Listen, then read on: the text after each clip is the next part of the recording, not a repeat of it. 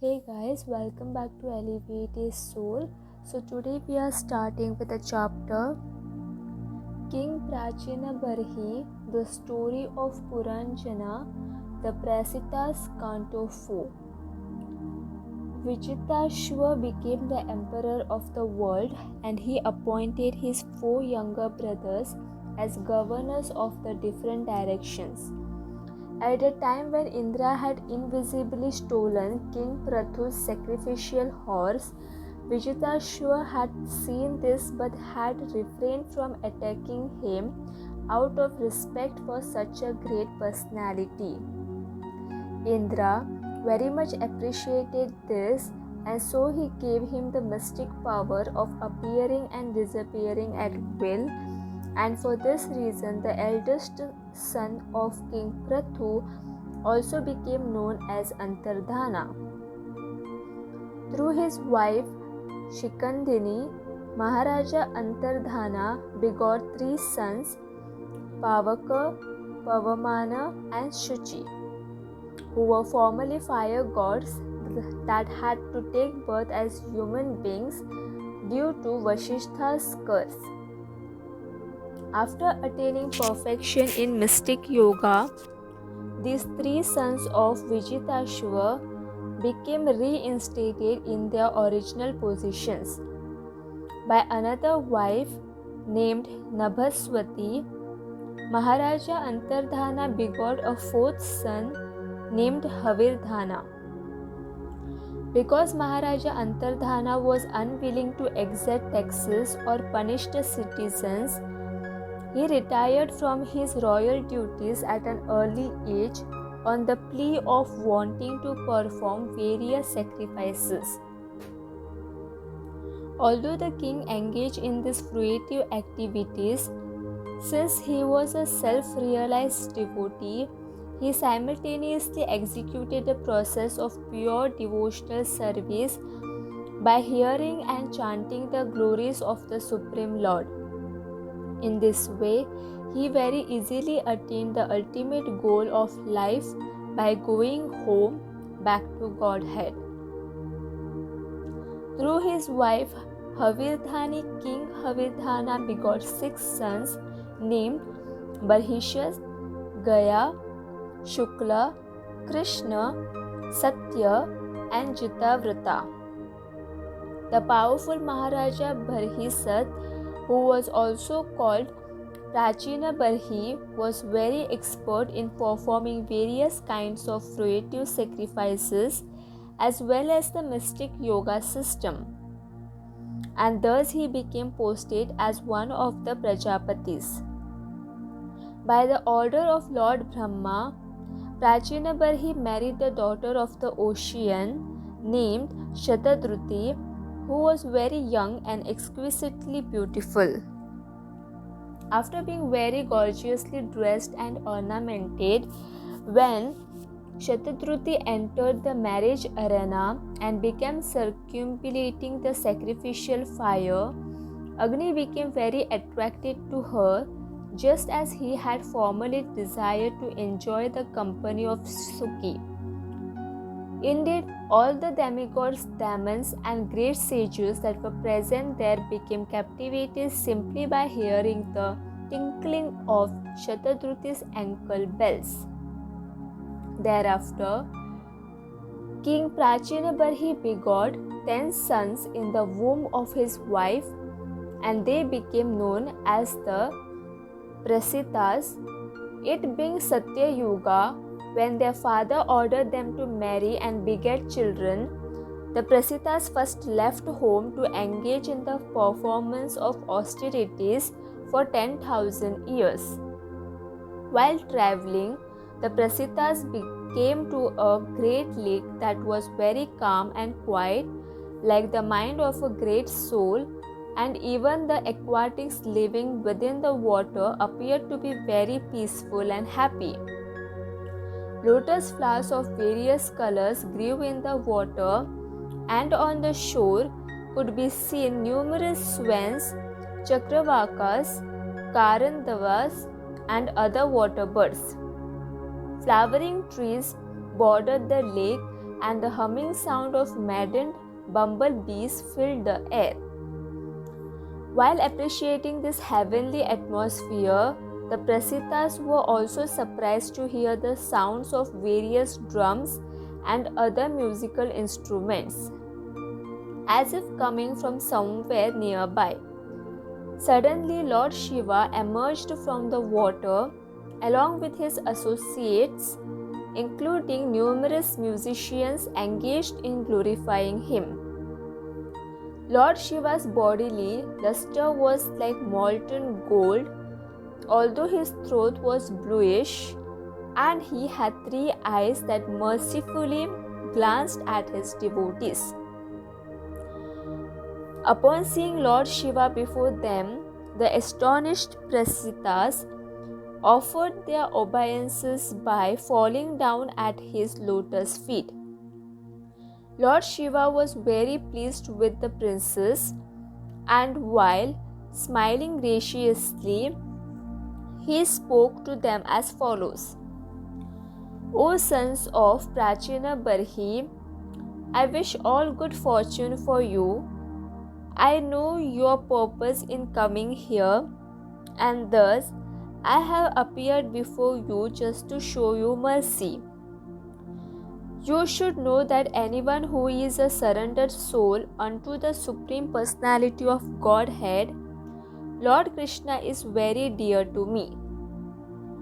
One who properly executes his duties in the Varnashrama system becomes qualified to occupy the post of Brahma, and after becoming still more qualified, he can approach me. However, anyone who directly engages in the unalloyed devotional service of Lord Vishnu is immediately promoted to the spiritual world. You are all devotees of the Supreme Lord, and so please listen very carefully and attentively as I chant a mantra that is the best prayer for anyone who aspires to attain the ultimate goal of life. As the Pracetās stood before him with folded hands, Lord Shiva recited the prayer as follows: O Supreme Personality of Godhead, all glories unto you. For you are the Supreme Living Being, the Supreme Soul, and thus you are worshipable by all. You are the origin of the subtle material ingredients from which this creation has become manifest. And you are the all-pervading Lord Vasudeva, who expands himself as Shankarshana, Pradyumna, and Aniruddha. You are inclination, disinclination, and their resultant activities, and you are the topmost of all those who bestow benedictions. My dear Lord, I wish to see you in your original form, which is very dear to the devotees, for only by visualizing that form can all the demands of the senses become perfectly satisfied. The Lord's complexion resembles a dark cloud during the monsoon season, and just as the rainfall glistens, his bodily features appear to sparkle. The Lord's exquisitely lovely face is adorned with eyes like lotus petals, a beautiful highly raised nose, and an enchanting smile that captivates the mind of the beholder. The Lord's black hair is curly, and the super excellent beauty of his face becomes enhanced by his sidelong glances. The Lord's garments, which wave in the wind, as well as his glittering earrings, shining helmet, bangles, garland, ankle belts, the sash around his waist, and other bodily ornaments combine to increase his natural beauty.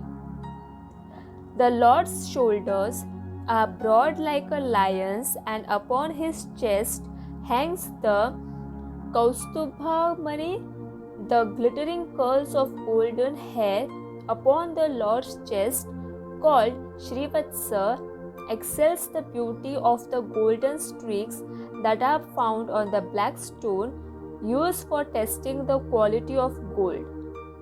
The Lord's abdomen is very beautiful due to its 3 ripples of flesh, and because it is so round, it resembles the leaf of a banyan tree. When he inhales and exhales, the movement of those ripples appears fascinatingly beautiful. The folds within the Lord's navel are so deep that it seems as if the entire universe had sprouted out of it and also wishes to return there. The Lord's hips are covered by a sash that is decorated with golden embroidery. His symmetrical lotus feet, calves, thighs, and knees are also extremely beautiful, and thus his entire body appears to be very well built. My dear Lord, your 2 lotus feet are like 2 blossoming lotus petals, and the nails of your lotus feet emanate such a great effulgence that the darkness within the heart of your devotee immediately becomes dissipated by meditating upon them. For this reason, those who desire to purify their existence must always meditate upon your lotus feet while engaging in the process of bhakti yoga. Only by the execution of pure devotional service do you become satisfied. Considering this, you who take to any other process of self-realization, if he is actually serious about achieving the perfection of life, simply by the expansion of his eyebrows, invisible time can vanquish the entire universe. However, formidable time does not approach the devotee who has taken complete shelter of your lotus feet. Even a fraction of a moment's association with a pure devotee can award blessings that cannot be compared to heavenly elevation or even liberation, and thus I beg your Lordship to benedict me with such association. My dear Lord, your absolute authority cannot be directly experienced, but one can guess of it by seeing how everything in this world is being destroyed in due course of time. As the wind invisibly scatters clouds in the sky, so time imperceptibly scatters everything, and thus one can indirectly feel the presence of your hand. Everyone in this material world is mad after making plans due to uncontrollable greed. However, your Lordship is always alert, and in due course of time you strike one down, just as a snake seizes a mouse and very easily swallows him. For this reason, I learned man is one who knows that unless he worships you, his entire life is spoiled. Lord Shiva then instructed the Pracetās, My dear princess, you should chant this prayer while fixing your minds upon the lotus feet of the Lord. Being situated within your hearts, the Lord will soon become very pleased with you if you faithfully follow this process. This prayer was first spoken by Lord Brahma to us, the Prajapatis, when we were ordered by him to create progeny. By chanting this prayer in praise of the Supreme Personality of Godhead, we became completely free from all kinds of ignorance. Any devotee of the Lord who chants this prayer with great attention and reverence, with mind absorbed in him, will achieve the greatest perfection of life without delay. After receiving instructions from Lord Shiva, The Pracetās worshipped him with great respect and devotion. Then, after Lord Shiva's departure, the princess entered the water, and while standing there for 10,000 years, they regularly recited the prayer that had been given to them. Meanwhile, as their father, Prācīnabarhi, was performing various kinds of fruitive activities, the great sage Narada became compassionate and then appeared before him to impart instructions about spiritual life. Thank you. The next part will be continued in the next video. Radhe Radhe.